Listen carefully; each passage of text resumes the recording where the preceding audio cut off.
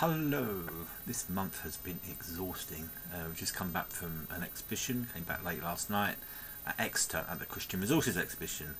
2 days, basically sort of launching my book, Outcast Nation, plus all the other books. And what we had a stand where we had very bright lights on a small stand, but the bright lights were pointing at these posters that Monica drew up, which were all provocative questions about, what is this about the Jews, the Jesus you never knew, why 38,000 denominations, all very provocative, and basically it didn't really work. The only people that would talk to us were those who knew us or who were who understood where we were coming from.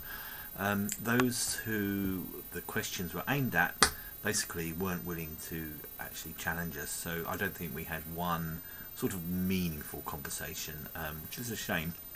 But they gave me a seminar. They allowed me to speak on the subject of Outcast Nation, the church's biggest blind spot. So I was really pleased to see that I had a full house. The room was full.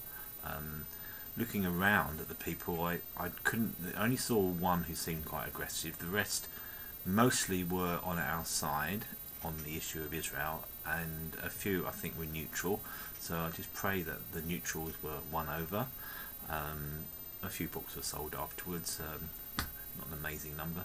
One interesting thing was that a lady approached me before my talk and said, "Can I put leaflets on all the seats?" And I said, "Yeah, can I look at the leaflets?" And she said, "Yes, my website is Peace in Palestine."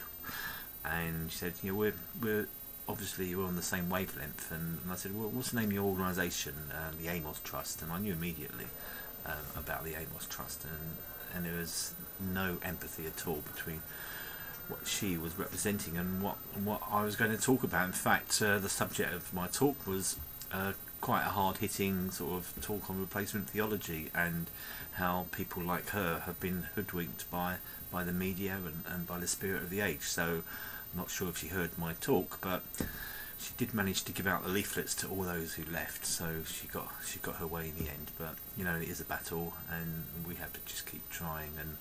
And before I sign off, just a couple more things to do with the media. Today I was interviewed by Cross Rhythms.